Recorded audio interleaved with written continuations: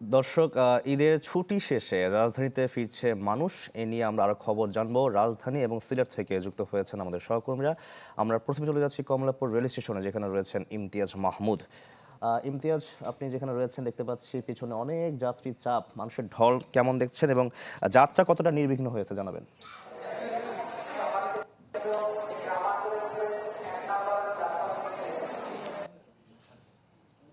আমি ভরসা রাখি হিরন স্মার্ট ওয়াটার পিউরিফায়ারে।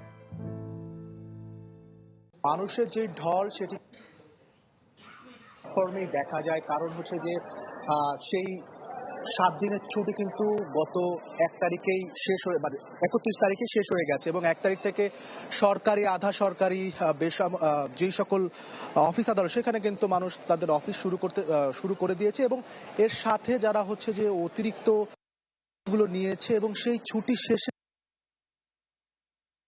মুখী হতে শুরু করেছে, অর্থাৎ যে ঈদের যে আনন্দ সেটি ফিকে হয়ে সাধারণভাবে যেই আমরা ঢাকার কমলাপুর রেল স্টেশনে যে চিত্র দেখি, ব্যাগ হাতে কর্মস্থলে ফেরার যে তারা, সেটি কিন্তু আমরা দেখতে পাচ্ছি এবং এই কেবলই তারা থেকে যে যমুনা এক্সপ্রেস সেটি কিন্তু প্রবেশ করেছে এবং এটি সঠিক সময় অর্থাৎ কোনো বিলম্বিত ছাড়াই ঢাকার কমলাপুর স্টেশনে তিনি প্রবেশ করেছে। এবং আরেকটি খবর দিয়ে রাখি যে সকাল থেকে এ পর্যন্ত প্রায় 16টি ট্রেন ছেড়ে গেছে এবং 11টি ট্রেন এসেছে কমলাপুর স্টেশনে এবং 16টি ট্রেনের ভেতর থেকে 3টি ট্রেন প্রায় 1 থেকে 1.5 ঘন্টা বিলম্বিত হয়ে ছেড়ে গেছে।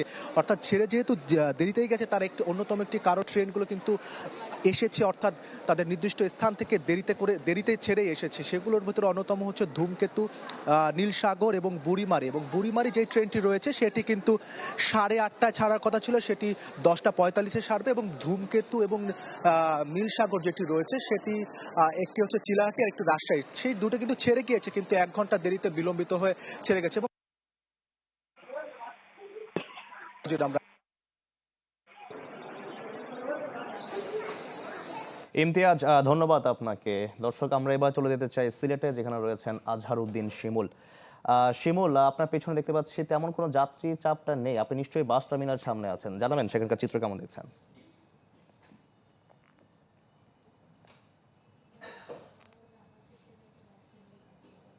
যাত্রীর চাপ আমরা আসলে দেখিনি, কারণ যেহেতু গত 31 মে ঈদের ছুটি শেষ হয়েছে, আমরা দেখেছি 31 মে সকাল থেকে এই যে সিলেটের যে বাস টার্মিনালগুলো রয়েছে সেখানে বেশ চাপ ছিল এবং গতকালও আমরা দেখেছি অনেক যাত্রীরা আসলে সিলেট ব্যাক করছেন। এবং আপনি জানেন যে এখানে কর্মসূত্রের পাশাপাশি আসলে অনেক লোক যারা আছেন ঈদের ছুটিতে ঘুরতে আসছিলেন, তারাও আসলে ঢাকা সহ দেশের বিভিন্ন অঞ্চলে চলে গিয়েছেন। আজকে আমরা যেসব বাস কাউন্টারে গিয়েছি সেখানকার দায়িত্বরত যারা ম্যানেজাররা রয়েছেন তারা বলছেন যে আজকে অনেকটাই চাপ কম, অন্যান্য দিনের মতন স্বাভাবিক অবস্থা রয়েছে। তবে অনেকেই যারা আসলে ঘুরতে আসছিলেন বা যারা অন্যান্য আসলে পেশায় রয়েছেন বা যাদের হাতে এখনো ছুটি রয়েছেন, তারা ধীরে ধীরে আসলে সিলেট ছাড়ছেন। এছাড়া আমরা রেল স্টেশনে গিয়েছিলাম সকালে, সেখানে আমরা দেখেছি ঠিক সময় আসলে সিলেট থেকে যেসব ট্রেন রয়েছে ঢাকা এবং চট্টগ্রাম উদ্দেশ্যে সেগুলো আসলে ছেড়ে গিয়েছে এবং আরও বেশ কয়েকটি ট্রেন রয়েছে এবং রেল মাস্টার আমাদের বলেছেন যে ট্রেনে মোটামুটি চাপ থাকলেও আমরা দেখেছি যে বাস টার্মিনাল কিন্তু এখন অনেকটাই আসলে চাপ কম। তবুও আমরা যেসব যাত্রীদের পেয়েছি তাদের সাথে আলাপ করেছি, তারা আমাদেরকে জানিয়েছেন যে কোনো ধরনের আসলে ভোগান্তি ছাড়াই তারা যাওয়া আসা করতে পারছেন এবং বাড়তি টিকিট, আপনি জানেন যে ঈদের পূর্বে এবং পরবর্তী সময়ে যে টিকিটের দাম আকাশচুম্বী হয়ে যায়, সেই রকম অভিযোগ কোনো যাত্রী আমাদের কাছে করেননি। এবং একই সাথে যাত্রীরা একটি আক্ষেপ করেছেন যে আপনি জানেন যে যারা আসলে সড়ক যুগে সিলেটে আসেন তারা কিন্তু মোটামুটি 8 থেকে 12 ঘন্টার আসলে ভোগান্তি পোহাতে হয় সিলেট ঢাকা মহাসড়কের সংস্কার কাজের জন্য। তো সব মিলে শাকিল আমাকে চেয়েছিল সিলেট থেকে সবচেয়ে। জি শিমুল, আপনাকেও ধন্যবাদ। দর্শক, ঢাকায় ফেরার খবর আমরা এতক্ষণ জানছিলাম।